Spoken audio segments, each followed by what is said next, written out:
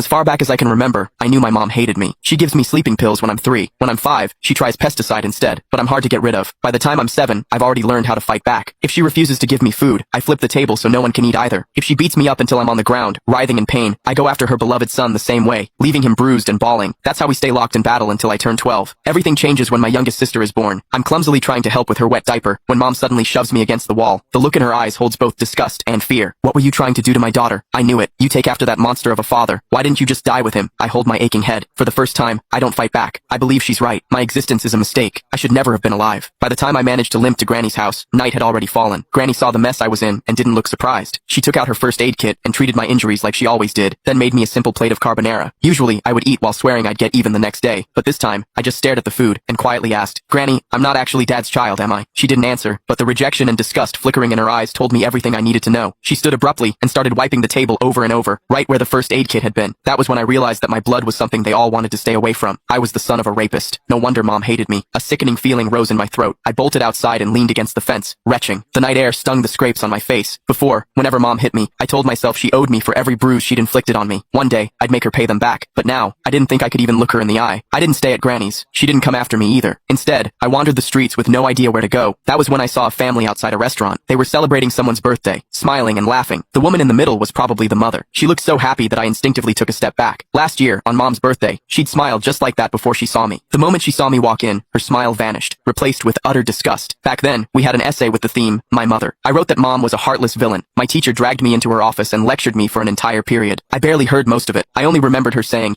no mother in this world would ever stop loving her child. I believed her. I saved money from collecting recyclables and bought my mom a birthday cake. I just wanted a hug, the same kind she gave my brother, Casper Willis. But her frigid expression was like a stab in the heart. I felt like a fool, standing there with that cake in my hands. Anger overwhelmed me. When no one was looking, I went out and caught a couple of frogs in the garden. Then, I hid them in the cake. I could still remember the way she screamed when they jumped out. Back then, I felt a twisted sense of satisfaction. I thought she didn't deserve to be a mother. I thought she had it coming. But now, I know the truth. The one who didn't deserve anything was me. My existence itself had hurt her. As I watched that mother's smile through the restaurant window, I made a decision. This year for mom's birthday, I would give her a gift she would truly be happy with, one that would free her completely. I decided to die. Once that thought took root in my mind, my steps felt lighter. I even started planning how to do it without troubling anyone. I needed to do something that wouldn't leave a mess. But before I could carry out my plan, a patrolling officer spotted me and brought me home. Mom answered the door. As the door shut behind us, I stared at the floor, unable to meet her eyes.